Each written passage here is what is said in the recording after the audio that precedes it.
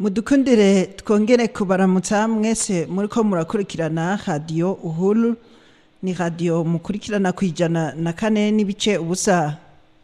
Rero nkuko muriko murumva ijwi ni jewe Ndikuriyo Melange. Rero nkuko mumenyereye ku munsi wa mbere igihe cy'isaha 11 n'iminota 11 zuzuye neza kugera igihe cy'isaha 12 ubari umwanya w'ikiganiro c'amagara meza kuri twese cyo kimwe no ku munsi wa gatanu kuva igihe cy'isaha 5 kugera igihe cy'isaha 6. Rero tugenda tubabwira ibyo umuntu yo kwifashisha mu gufungura neza dukoresheje ibimera by'iwacu canke kunwa nk'icyayi n'ibindi. Rero uno musi rero twabateguriye ku gitunguru sumu canke ibitunguru sumu. Rero abenshi murabizi ku masoko birahari, muhora mubyumva babikoresheje mu gukora neza ivyo gufungura mu byo dufungura bya misi yose.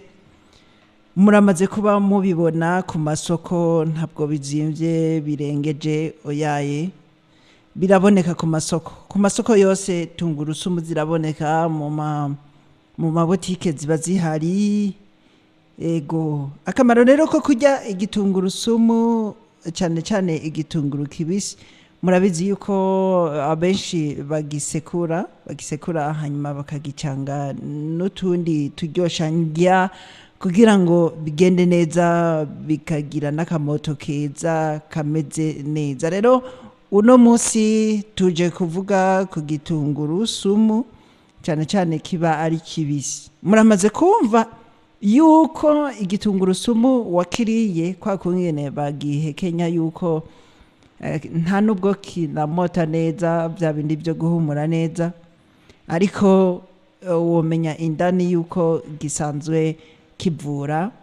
Nibyo byibirero tuje kukubwira uno musi. Tungurusumu rero irafasha cyane cyane, twababwiye mbisi irafasha mu kurinda indwara zimwe zimwe mu mubiri. Haba harimwo twa dukoko duto tuza nka kwa kungene twavuga yuko n'indimu ziheza zikarinda utwo dukoko kuza nko mu kanwa, ku rukoba, eka no mu nda, nuko zigenda zica twishi. Rero uno musi rero itungurusumu zozo si kwica n'udukoko gusa duto ahubwo zirica n'inzoka nyene nto zamibe zikivuka nto. Rero uko nyene biraza kugenda neza. Nkuko rero uno mwanditsi yitwa Muramira Rachel yagiye atwiganira uko igitungurusumu abenshi bagenda bagikoresha. Yaravuze ati benshi bagenda bagikoresha nk'ikirungo mu mboga zitandukanye. Benshi bazikorera ibitungurusumu bitekwa gusa, yamara kubijya ari bibisi mu gihe c'amafunguro, kubijya ari bibisi uri kurafungura n'ibindi bifungurwa bigira akamaro kanini mu kurinda indwara zitandukanye. Uzi impamvu abantu baba bakwiye kubifungura bariko barafungura?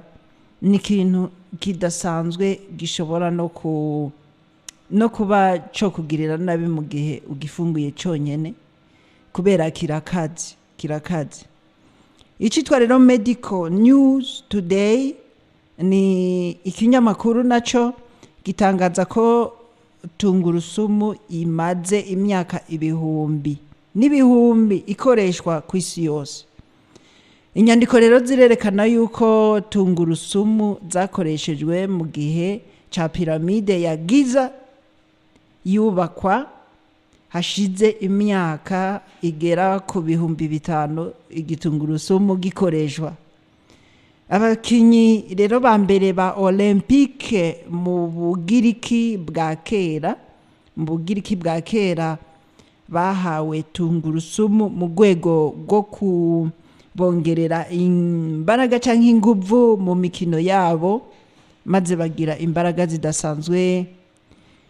Hanezerezwa rero ko tungurusumu ari umuti wokoreshwa mu myitozo ngororamubiri kuko bamaze kubona icyo bimaze.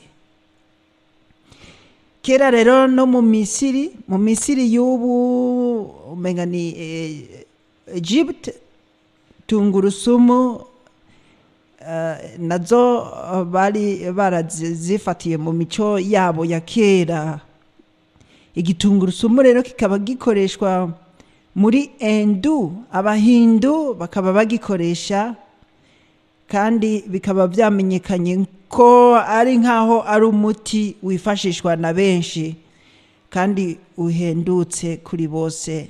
Ikimenyamenya no mu Burundi umeze neza, urahendutse, ni umuti uhendutse, ni kiribwa gihendutse. Nk'ibiterwa bimwe bimwe uzosanga bizimvye, nk'akarorero k'igiterwa kizimvye nk'icyo bita apple, pome. Muramaze kubona pome gatoyi yuko uno munsi kageze ku 4,000 kari kamwe, ariko impamvu kazimba ni kubera nyene akamaro kaba gafise, bya bindi bita value canke valeur. Rero iyo ikintu kizimvye kuronka, muca mwumva rero yuko kiba ari ngirakamaro. Rero iyo apple canke pome byari ngombwa yuko mwese muzihurumbira naho zizimvye kuko zirimwo ibitangaza. Rero nitwagaruka naho tuzokorera kuri pome, tubabwire icyo pome isanzwe ikora mu mubiri w'umuntu. Uno munsi turi kuri tungurusumu. Nkuko rero babahinga muri New Garden babitangaza, nikindi kinyamakuru cyitwa New Garden, bitangazwa ko bavuga ko ikigo c'ibimera c'Ubwongereza cishakishwa kivuga ko abanyagihugu bo mu Buhinde bwa kera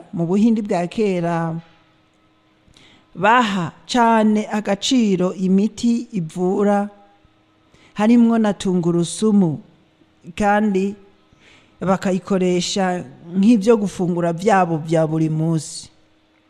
Si n'igitungurusumu gusa, mu Buhindi nibo ba mbere nkeka bafungura cyane ibitunguru bisa n'agahama, bya bindi bita oignon rouge, bakabifungura cyane, bakabifungura kujya nyene abantu bafungura ibiharage.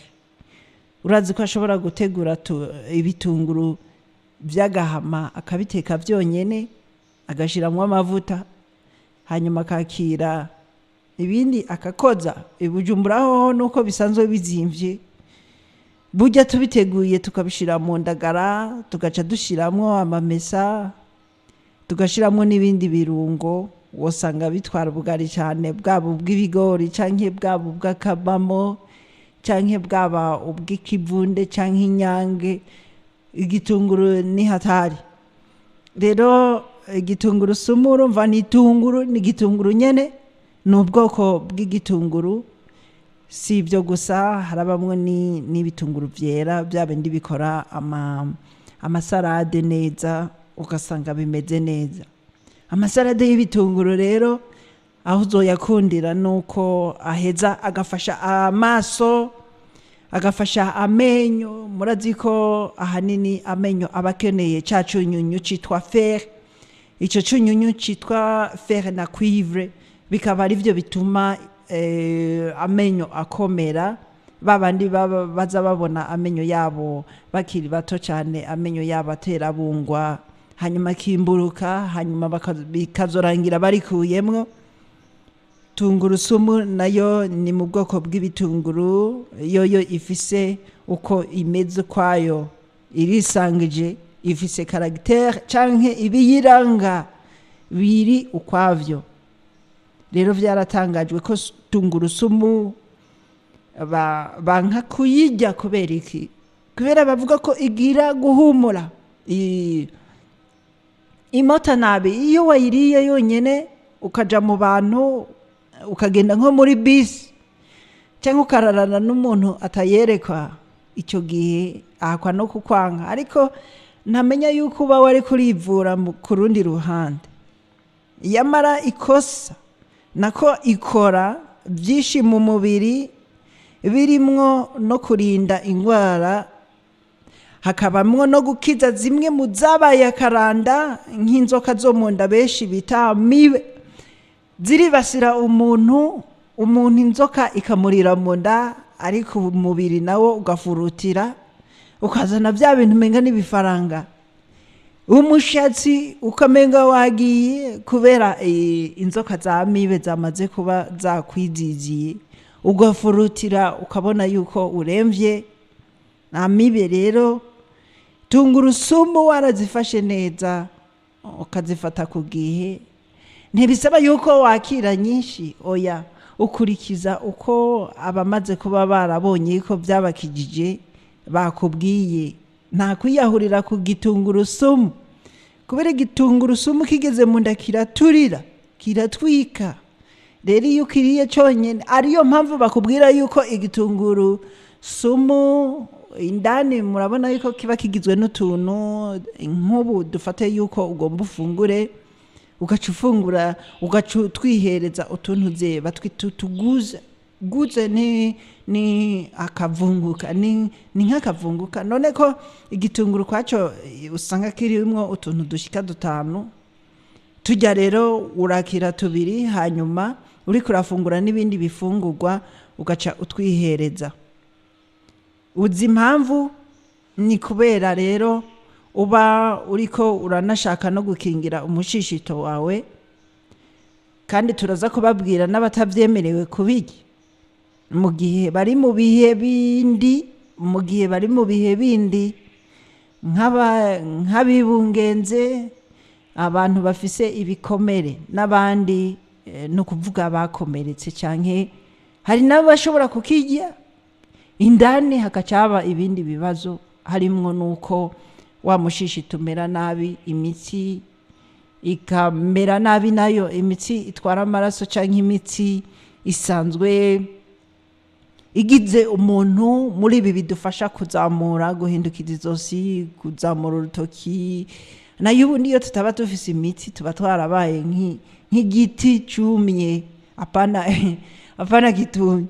Rero mu mateka yaranze uburasirazuba turababwira bwa Aziya, muzosangamwo Uburusiya, Ubuhindi, za Afghanistan, mugasangayo Ubushinwa, mugasangayo Ubuyapani. Murazi yuko mu Buyapani n'Abashinwa muri biriya bihugu za Malaysia akenshi ntuzosanga bakoresha cyane ibintu byo kwa muganga. Ubuvunitse bamukoresha imiti yabo, sinzi ngene bayita, ngira y'Igishinwa, kuko iyo mu Burundi twe tuyita y'Ikirundi, iyo mu Rwanda tuyita y'Ikinyarwanda, mu Gishinwa naho tuyita y'Igishinwa, ariko bobo twovuga yuko bakoresha nk'imiti y'Ikirundi mu kwivura indwara zitari nke muri biriya bice. Rero n'igitungurusumu bagishize imbere kubera babonye cagiye gikiza abantu benshi, hanyuma baca barafata bagira ibyo bita homark, canke kuhomarka, canke kwishiramwo, canke gufata ingingo ya nyuma no kugirane, ni kuba wararavye ikintu igihe kigakiza ubu, kigakiza nuriya, ugaca uvuga uti finalema canke kumbure nuko bimeze, bagaca bagishira imbere. Hanze hoho baraheza bagaca bakirima cyane gusumba. Mu mateka rero yaranze ubwo burasirazuba nka Aziya, mu bihugu bya Aziya, noneho Aziya n'umugabane wose ni kontina Asiatique, ibigizwe n'ivyo bihugu byose bigize Aziya. Nk'uko twovuga Amerika, ugaca ufata Amerika yose yo hepfo n'iyo haruguru, urumva ko ari ibihugu byinshi. Rero ni Aziya yose. Byatangajwe yuko muri iyo Aziya yose igitungurusumu cyakoreshejwe nk'umuti urinda ibihaha, amahaha, urinda iki n'ibindi byinshi, kwankirika. Rero igitungurusumu kirarinda uhereye ku mahaha kwankirika kw'ibindi, hakaba kurinda indwara y'igituntu, bikaba bikurinda hanyuma n'umuvuduko w'amaraso. Igitungurusumu kikawukurinda kuko umuvuduko w'amaraso akenshi hari igihe bakubwira yuko amaraso yavuze. Ayo maraso yavuze araheza agaca agenda mu mitsi akagenda yikwega buke buke. Rero kubera umutima uba uri kuratera n'ubundi wategezwa gutera ku isegonda ku itiyerse, umutima wowo ubwawo ukagumutera, ariko ukagumutera ibidashika. Niko hakurungika amaraso, niko hakurungika nk'amazi mu mwobo, ugasanga wa mwobo wazibye, canke wa mwobo ufise agatoboro gatoya, hahandi hakuba mu muringoti usutsemwo amazi aca agenda iyo ushaka kuyajana, ugaca usanga wa muringoti uriko urakugarukanira y'amazi. Wewe ukibibona uca uvuga uti finalema vyazivye. Rero hariho no gutwara budongo mu muringoti. Umuringoti ukaba uriko uratwara ibintu bimeze nk'ibintu by'ibivurugu gutyo, bigenda bitemba bidatemba, bigenda ukuntu, urumva bihakwa no kudashika iyo bigiye. Kubera iki? Kubera vyavuze. Amaraso rero y'umuntu n'umuntu rero arafise n'ubu bwoko bw'amaraso bakavuga yuko yavuze, bakunda kuvuga ko yabaye urugimbu, sinzi ingene abandi bavyita, ariko umutima wategeza gutera amaraso ari normal aca mu mitsi. Rero igitungurusumu naco kirafata ya mitsi kibanje kuyoza, cyo kimwe na vya bindi twavuga vy'indimo ziza koza mu mitsi. Rero na tungurusumu iroza mu mutsi, hanyuma ikawagura wa mutsi ukaguka. Umaze kwaguka amaraso naho nyene ararekurana akaba normal. Murazi ko amaraso agizwe n'ibice bitatu, hariho globule rouge, globule blanc, hakaba n'ivyo bita plasma. Rero ico gihe mu Kirundi ntiwobimbaza, ico gihe urumva yuko mu gihe ayo maraso atarekurana nk'uko umubiri uba ubishaka, niho havamwo vya bindi vy'uko amaraso avura imitsi igaturika, iyindi igatuma umutima utera nabi, bigaca bituma wumva ngo ngwaye hepatite canke umutima canke n'ibindi. Burya rero ibihimba vy'umubiri w'umuntu bigenda bikwegana, birabwirana. Umubiri n'umwe, ariko kimwe kimwe cyose gifise ico kimarira ikindi, kandi kimwe cyose kigira ico kimarira umubiri. Ariyo mpamvu rero iyo bakubwiye bati umuntu aragwaye amahaha, cumenya yuko utayivuje kare n'ibindi bizafatwa.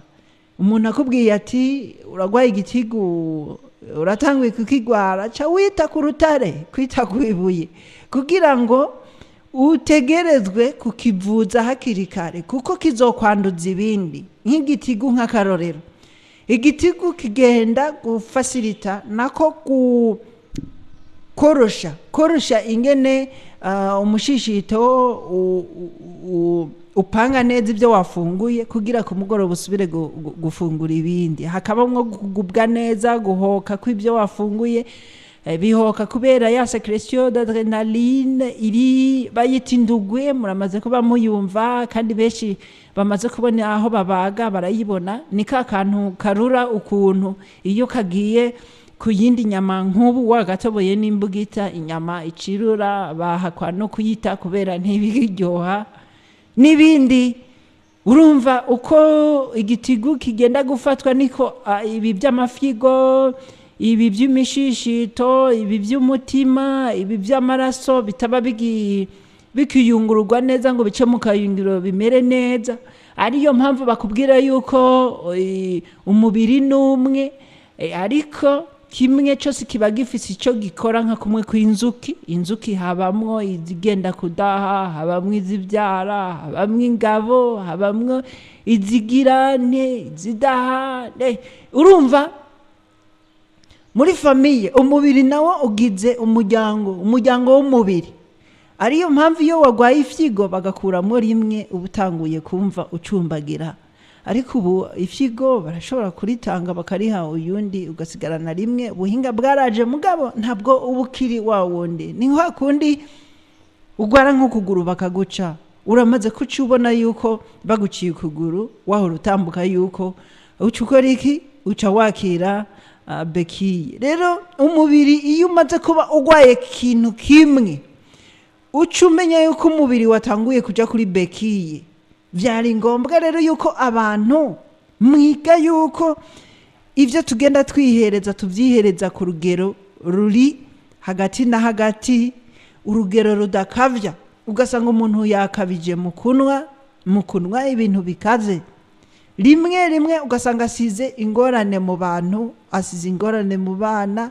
Icyambere baramuvuza kandi hariho n'igihe atazokira agasiga agatongo barakariye, inka barayiriye, n'urupangu bararujya kugira ngo basi uwo muntu ntazapfe ngo abidogera. Ariko urumva yuko ari ibintu bimwe abantu twari dukwiye kuja twirinda.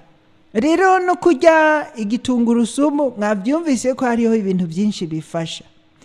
Utahora ugikunda ntawe ukubwiye ngo ugende ukirye cyonyine, kirasharira kandi kiramota nabi. Genda ugifungurane n'ibindi bifungurwa uri kurafungura. Genda ushiremwo ututunguru tubiri, utuntuze utuguze kuntuzeye ku gitoke ni nk'umuhanyu, guhanyura. Guze ku giharagi kijya gitonogwa n'akantu agatete kamwe. Ego guze ku mahonda naho nyene n'agatete kamwe. Urumva kuri tungurusumu naho nyene kaba ari nk'agatete kavuye ku gitungurusumu cyose. Ego mu mateka rero yaranze ibyo byaziya byatangajwe ko tungurusumu yakoreshejwe nk'umuti urinda ibyo byose twavuze, harimwo n'amaso, bamwo rubaga impande, diabete n'izindi. Mugenda mwumva icyo bita rubaga impande, ariko mumaze kuvyumva neza nico gituma muzobitahura niyo mwamara kuvyumva. Rubaga impande nico bita ikiziba cy'inda, niko ndavyibaza. Rero aho hantu kenshi babivuga ku bagabo cyane cyane kubera ariho hari iteranirizo ry'imiringoti ibiri. Nivyo tuzogaruka tubabwira, reka tube turabisimba gatoya. Rero iyo miringoti ibiri iraheza ikaba ifitaniye isano ridasanzwe ku mugabo. Iyo rero byatanguye kuba biriko biranka, iyo miringoti hariho igihe itaba ikihanganira imyanda canke ikindi kintu kiza kicamwo. Nk'ubu nk'umuringoti ujejwe gusohora umwanda mutoyi wamaze kugwara ico kiziba cinda, uwo muringoti ntuba ugifata cyane uwo mwanda muto. Arico gituma abantu baheza iyo avuye ku mwanda mutoyi aheza ukamenga yiyononye ko ukuntu.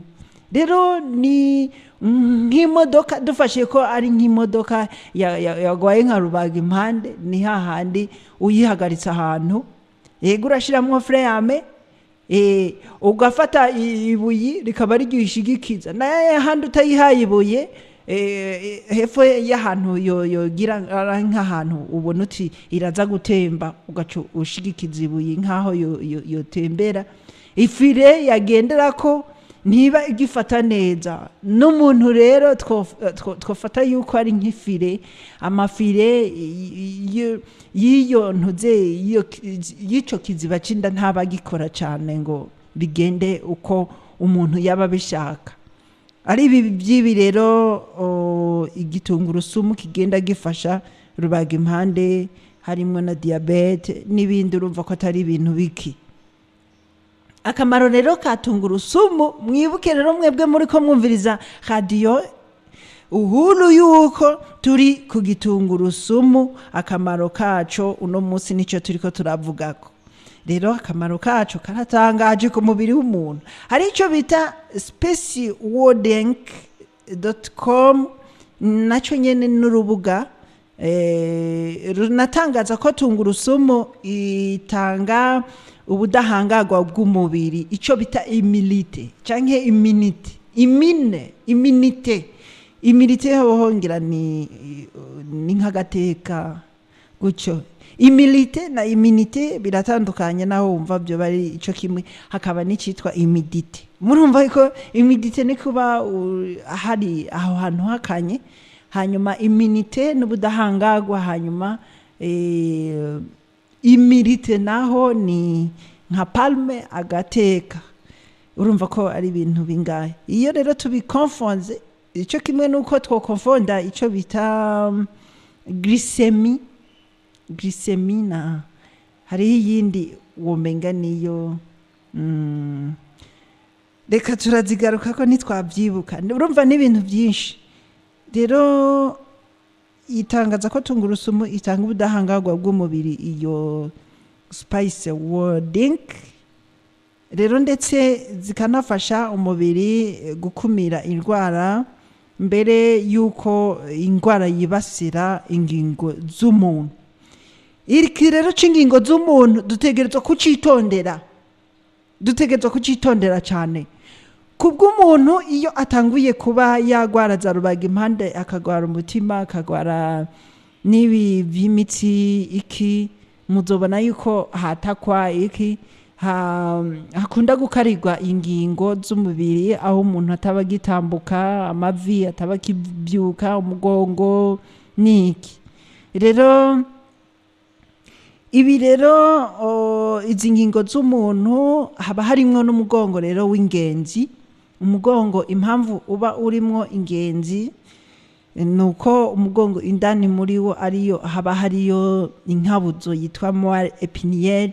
Iyo moelle épinière nigenda igahereza igafatana nico twita cerveau ariwo mu bwonko. Iyo moelle épinière barakubwira yuko indani muri yo naho haba hariyo ibyo bita na ya maserire souche végétale na serire souche animale. Serire souche végétale niyo iheza ikagufasha kugira ngo umubiri uronke ibyangombwa. Serire souche végétale nayo bifasha umuntu kororoka canke kurondoka gutyo.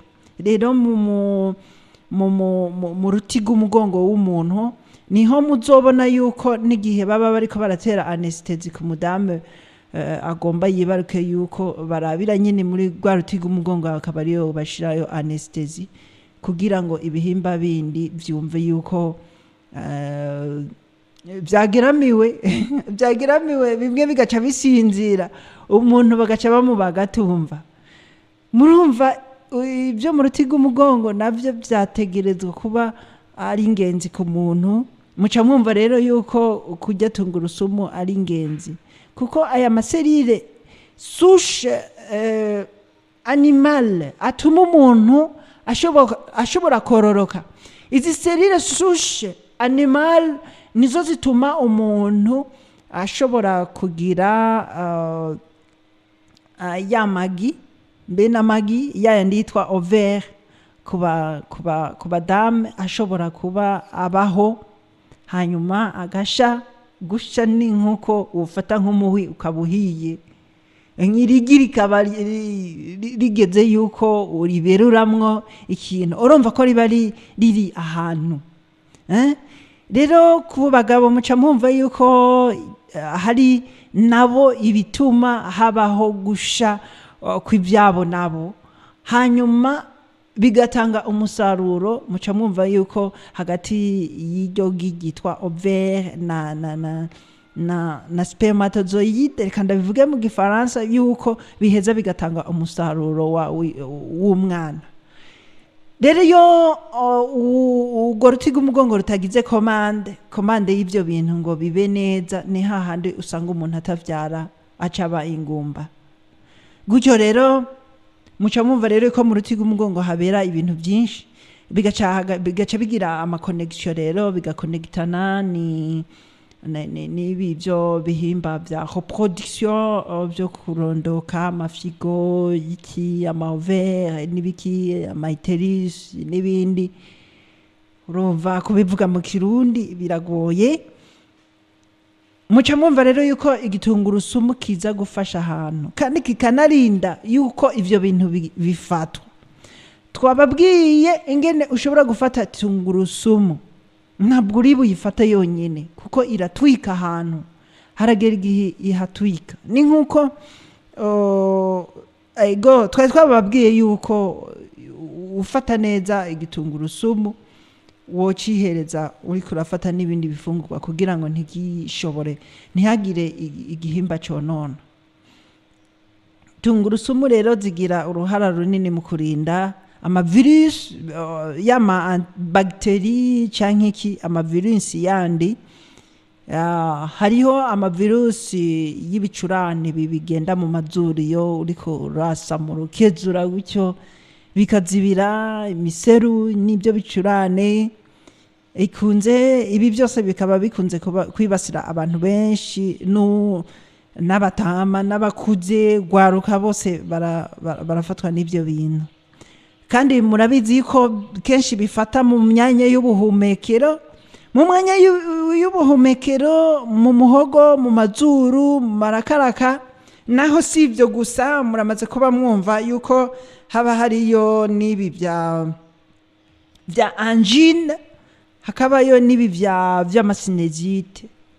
Ibi byose rero abatarabigwara rero boza barazitira bataronegwa, kuko ikintu kizana sinezite, ikindi kizana ibi vy'ama angine, habamwo rero n'ubu bukoko ubu nyene igitungurusumu giheza kikigizayo.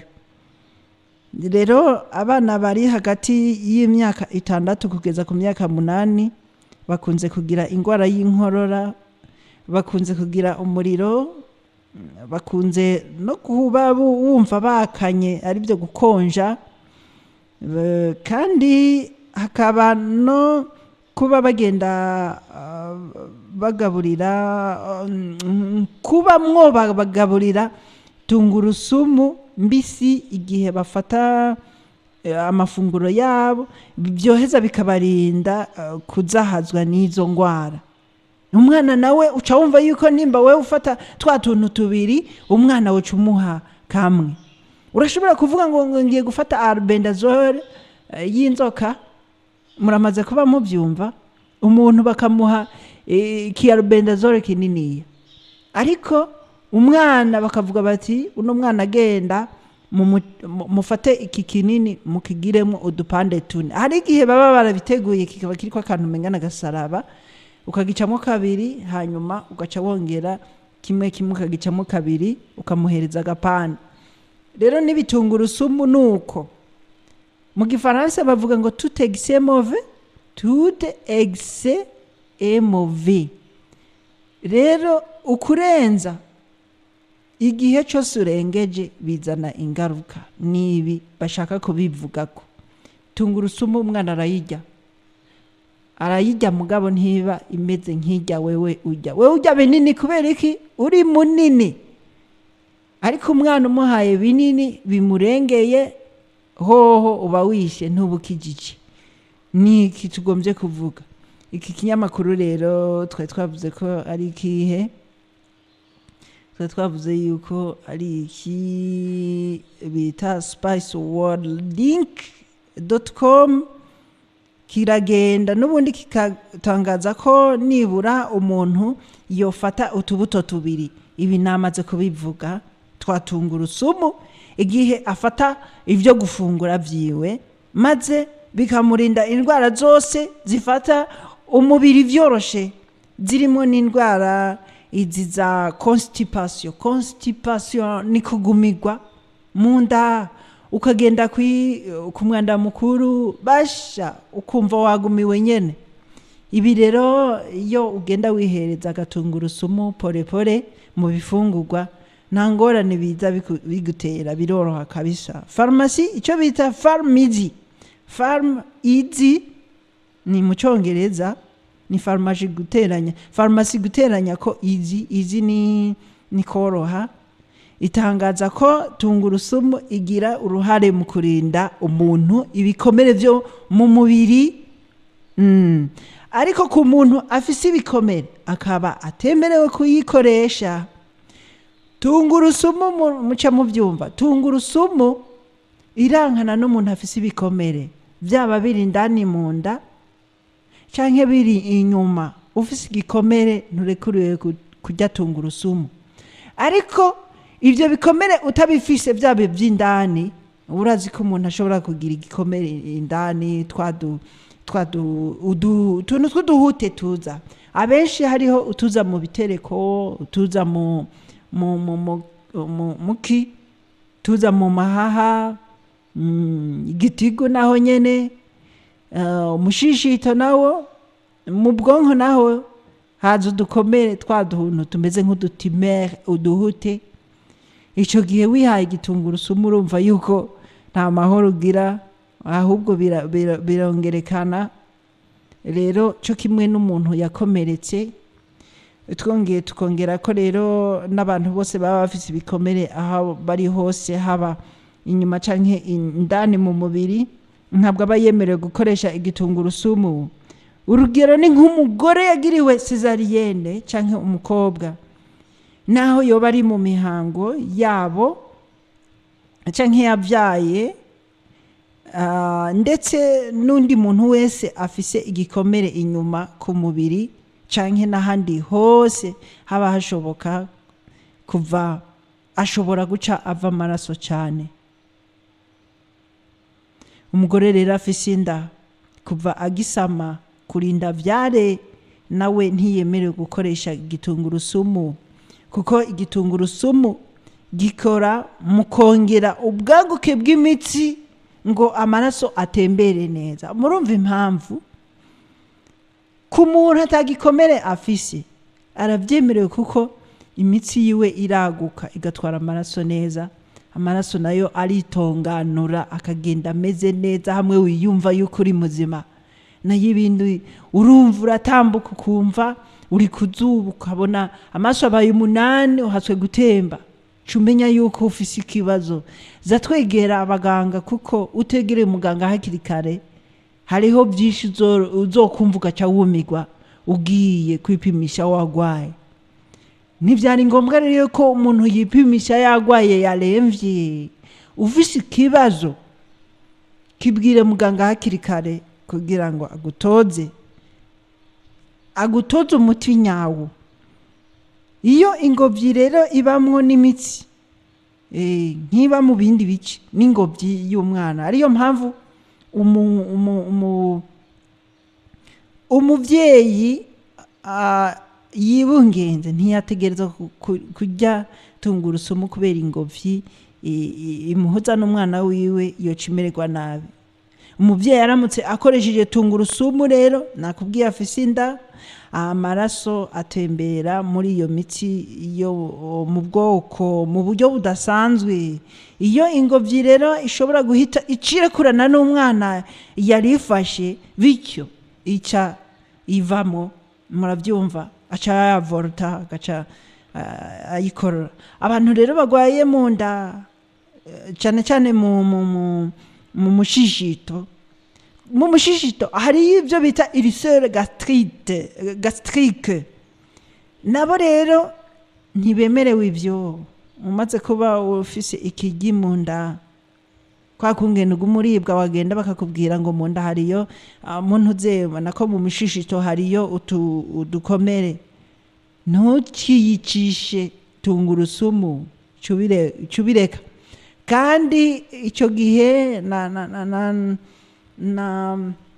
n'indimu wocu umera nk'uzigabanya. Ego. Hanyuma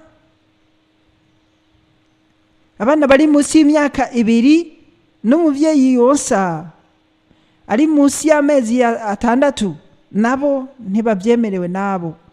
Kwirinda rero biguha inshingano ya buri muntu wese ategerezwa, umuntu wese ategerezwa gukunda ubuzima bwiwe, hanyuma bikazogufasha kubaho ubuzima buzira umuze. Nayo ubundi uzuraba umuntu yamaze kugwara, hari n'igihe ataba gikora akazi kiwe. Kubera iki? hari nk'igihe uzawumva dogiteri agutangarije ngo iyi ndwara yawe yararengeranye ntizokira, uca uhera aho wonda urwaye ubwirane nta mitsi, umuryango ukamera nabi. Ariyo mpamvu tubabwira tuti fata ikintu ku rugero rwiza kugira ngo umuntu burya si umuntu wenyine ngo yigenge, ufise umuryango upfira nawe mu muryango, amahirwe agusekeye agutwengeye umuryango murabona yuko bahimbagwa nabo. Gira amagara meza, mugira urukundo, mubwirane ibi tuza tubabwira bize bibubake. Rero dushiremo akaririmbo kandi mu minota 20 turaheza duce tubakira nabo bagira icyo boterera, turabaha inimero. Turakomeza ikiganiro cacu ko bariho bacumviriza iradiyo yabo, turi ku byiza by'igitunguru-sumu. Rero mukanya turatandukira ku biba bitameze neza ku gitunguru-sumu, hanyuma inyuma yavyo tuzoba duhejeje ikiganiro. Rero nkuko dusanzwe tubimenyereje abadukurikirana, turabaha inimero ya telefone, haba gutelefona canke haba kwandika message. Rero kuba telefona, gutelefona ni kuri 62 ni limitere 95 68 41, ndasubiramwo 62 95 68 41. Hanyuma kwandika ni muri rewo 71 68 ubusa 41. Ndasubiramwo, mu kwandika ni 71 68 ubusa 41.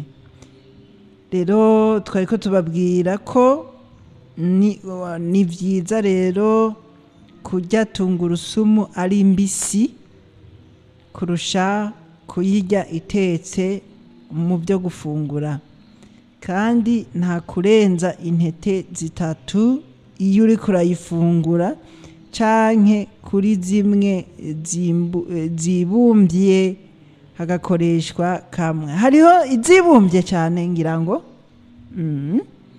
hakongera kabamwo na ntonto ntimurenza 3, izibumbye nazo kabari kamwe. Hanyuma mukazifungura ari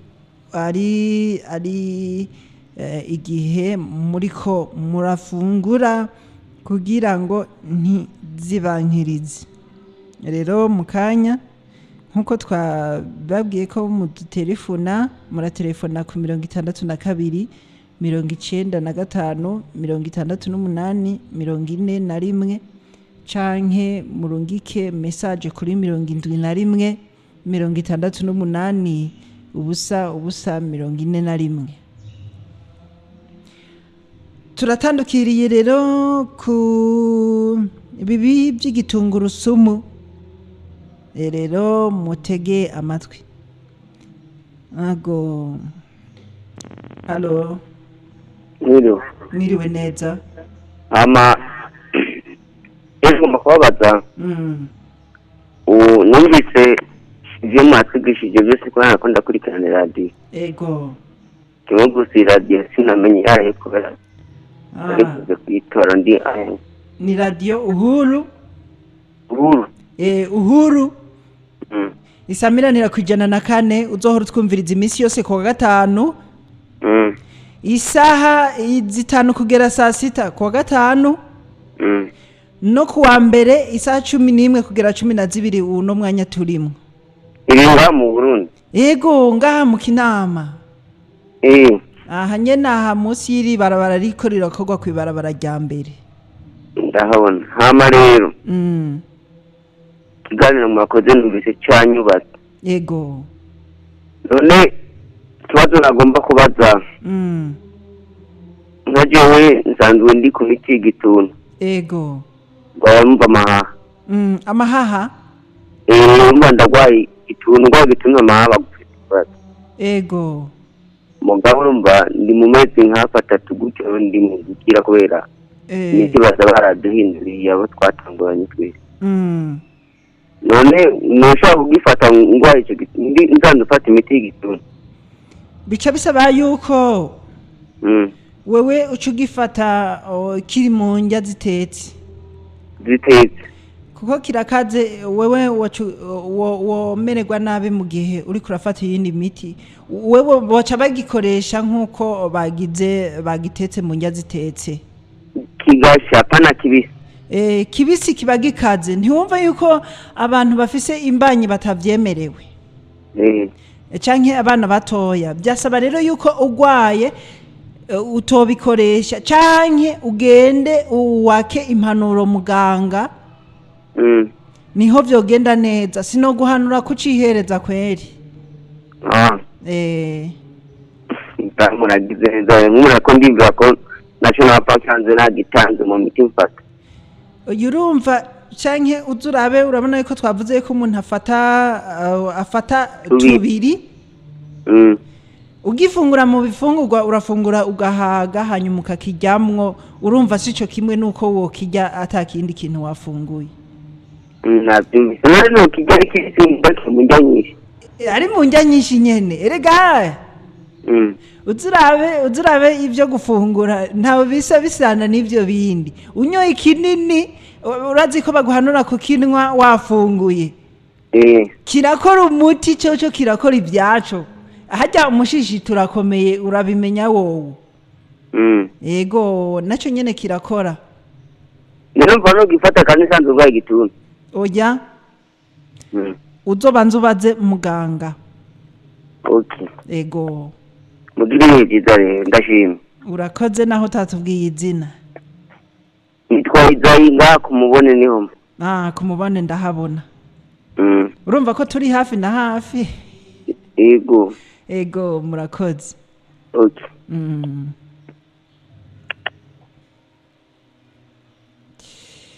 rero twari dutanguye ibibi by'igitungurusumu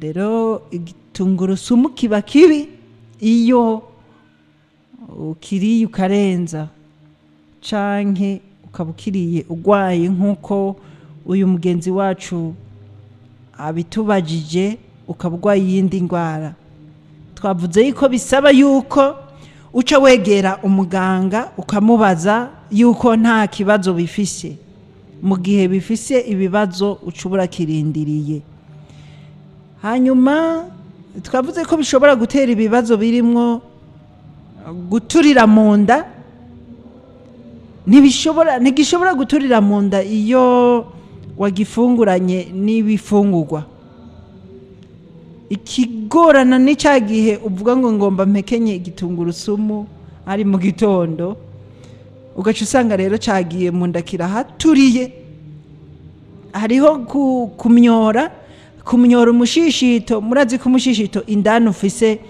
utuntu tumeze nk'ubwoya ngira murabizi muraraba uw'inka cyangwa uw'impene murabe n'umuntu niko bimeze kiraturira kikabumwa hamwe hasigarayo ibikomere rero hakaba no guhumeka nabi bigatuma umuntu ahema nabi hakaba kuzana ibihere ku ruhu kigatuma ufurutira hakaba no gutuma amaraso atavura neza atavura vuba icyo kuba afise ibikomere muravyumva igitungurusumu kirashobora kandi kugira n'ingaruka ku bantu bafise ingwara zo mu nda mu mushishito nk'ikidyi ufise ikidyi cya kindi bita inzoka ikurya ntukwiye kurya igitunguru canke aba bagomba kubagwa vuba uzi yuko uri mu kubagwa vuba mu bihimba igihimba icyo ari cyo cyose uzi yuko uri mu kubagwa ntukwiye kurya tungurusumu ni kwa kuri nyine bakubwira yuko utategerezwa kurya nimba wibungenza utategerezwa kurya ipiripiri ryinshi canke bibaye ngombwa ukariheba kuko iyo bakubaze hari n'igihe uterana bigoranye guterana kujya ubaga umuntu shiramo urunyuzi ukabarira bikanka yuko umubiri uterana. Nibi rero nuko bimeze ku bari mu kubagwa, ntabwo bemerewe kurya igitungurusumu. Ahanini turababwira igitungurusumu kirakinga indwara, cyane cyane ku bantu nta bikomere bafise haba mu nda canke ku mubiri.